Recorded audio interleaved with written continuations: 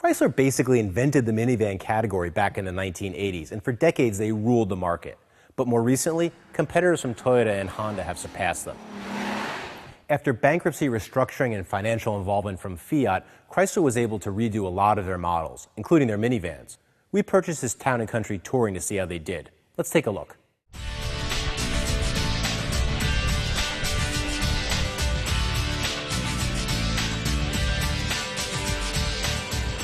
There are some big changes to the Town & Country as well as the Dodge Caravan.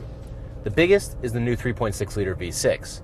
It's a smooth and refined engine, and it has competitive power, but as far as fuel economy goes, it isn't as competitive.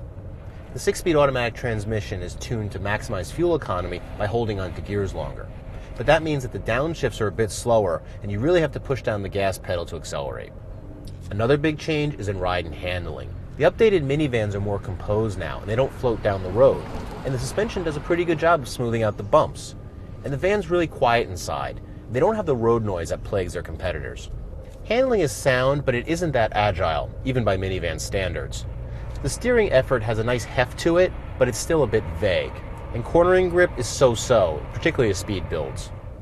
Visibility is pretty good thanks to big windows all around the van. The Town & Country also has a standard backup camera, cross-traffic alert, and blind zone detection. The cross-traffic system warns you of cars passing behind you as you back out of a space, and all three of them work pretty well. It's easy to get inside the cabin through these large doors, and once inside you'll see that the interior has been spruced up a bit. There's glittery chrome trim on the dash and contrasting stitching on the seat and doors. But this glove box lid, it fits pretty poorly, and the center console is shaky. The controls are mostly simple and straightforward, but the up-level radio is a bit of a frustration. You have to flip through screen pages for manual tuning or presets, and it only shows 4 presets at a time. One nice touch is the Garmin navigation system. It has a familiar interface that's mostly easy to use, but you can't program it by voice like other factory navigation systems. Minivans are usually about hauling the family, and the optional DVD entertainment system has 2 screens, and you can watch Sirius satellite TV on a few networks. There's plenty of room up front, and unlike some other minivans, there's a good deal of left foot space. In addition, the wide seats are firmly padded and supportive. You can't say the same about the second and third row seats. Most Chrysler vans will come equipped with the stow-and-go seats, but they're thinly padded, low to the floor, and have limited thigh support.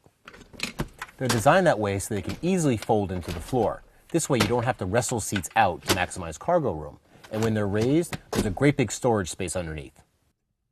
The third row has enough space for adults, but the seats are very low, and there's not a lot of leg room. Like the second row, they fold into the floor when not in use. Fold all the seats down, and you get a lot of cargo space and a flat load floor. Even with the seats up, there's plenty of luggage room behind the third row in this deep well.